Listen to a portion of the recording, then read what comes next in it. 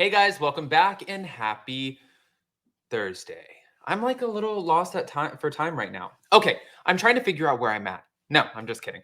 Guys, welcome back. We're back to talk about a few things, some Real Housewives of Beverly Hills tea, but also the reality reckoning. And there is a blind item about a potential Southeast show from the Southeast that could be canceled. But also, I wanted to share with you guys tonight is our meetup in London. It's going to be at All Bar 1 from 7 to 9 p.m. Make sure that you guys come meet us. And if you're coming and you haven't already let us know, then make sure you go to ASST@upandadamlive.com. Just email us. Tell us, hey, it's going to be me plus one. Whatever the case is, we just want to know how many people to have in the space. But I love you guys. And I say, with that, let's jump right in.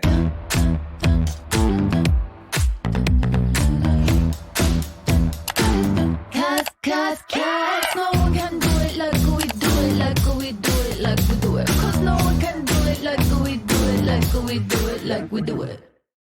Okay, guys, so I wanted to start off with the Bethenny Frankel of it all because this one is it's interesting because I feel like she's flip-flopping like a mother on this.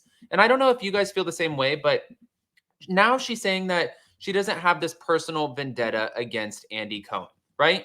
So originally, it's like she's changing her tune because originally she was talking about how he's just like this guy who gets to sit back and make all of the money off of the backs of all of these women. And now she's calling him charming and she's insisting that she's not delusional. So she's changing her tune about Andy Cohen. She, as we know, has been engaged in a one-sided feud with Andy. And Andy hasn't said much about her, but she had nice things to say about him on Monday's Just Be with Bethenny Frankel podcast. She said, I see Andy Cohen in the distance in a flannel talking to some guys, just like drinking a beer. I think, and that was at the iHeartRadio's Jingle Ball concert in New York. Awkward. And it's too soon, for both of us, I'm sure. But it's like, I know that we both have fond memories and it's confusing all around. But she did acknowledge that she did not approach him. And I'm sure it's confusing for him. Now, she also emphasized that she has made it fairly clear that she has no personal vendetta against Andy. I want to share a clip with you guys. Hold on.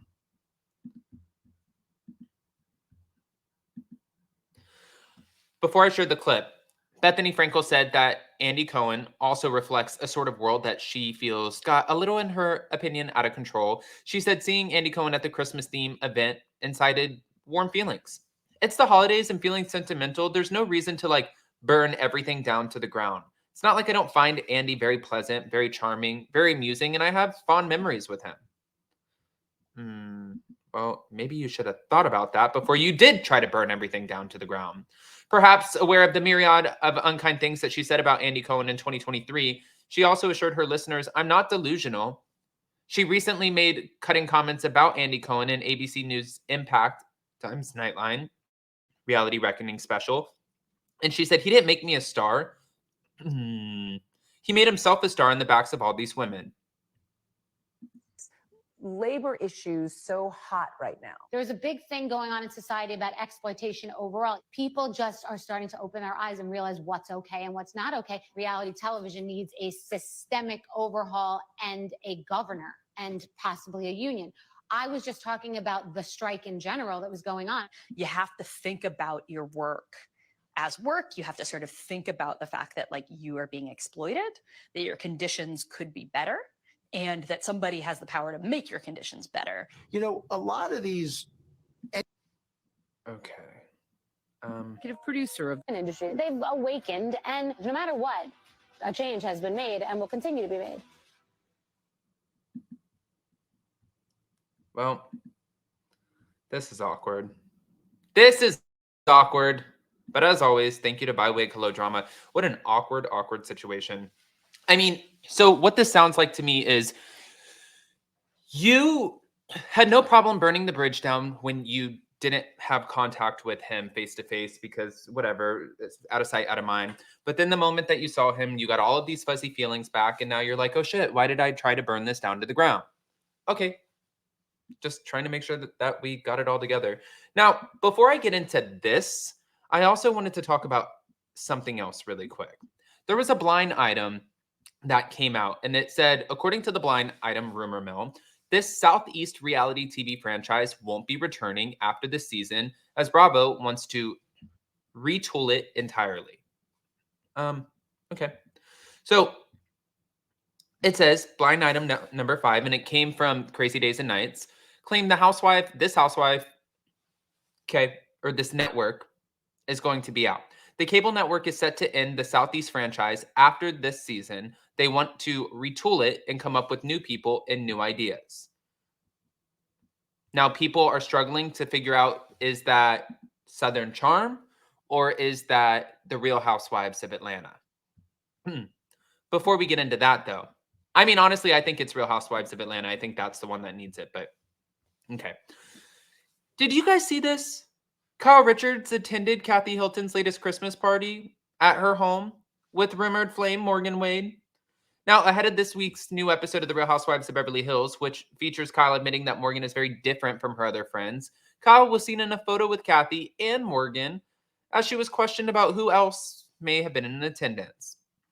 Kathy wrote in the caption, "Home for the holidays," but Kyle also shared other photos of her, Morgan, and like Paris Hilton. And in the comment section of the post, Kyle was questioned about her daughters and her other sister, Kim Richards, and said, "Are your girls there?" She said, "Yes, they are." Then another person wondered, "Where's Kim?" And Kyle replied, "She was there, but we didn't get a picture. My girls were there too. Hard to find everyone for a photo." I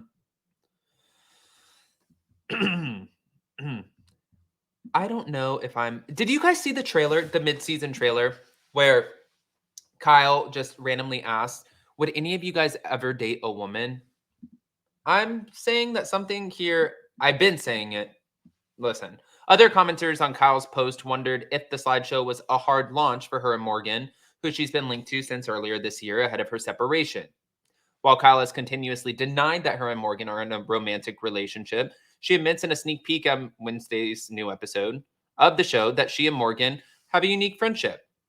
"I'm getting ready to go out. I'm going to an event Sutton is having. Guess who my date is going to be tonight? My sister, Kim." And that's what she said during a FaceTime call. "What are you wearing?" is what you heard Morgan reply as Kyle's sitting there in her robe. She said, "What do you think it is? It's not my dress. I'm not wearing a dress. It's cold here and rainy. It's very cute, so leave me alone." But in the confessional, Kyle told cameras that her friendship with Morgan, "My relationship with Morgan is very different from my relationship with my other friends because she's constantly teasing me. I know that when Morgan and I hang out, I'm going to be roasted." There're going to be a lot of things, it sounds like. Guys, I want to hear what your thoughts are, especially about this in the hard launch.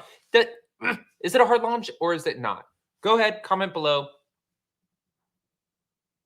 Let me know what you think. Love you guys.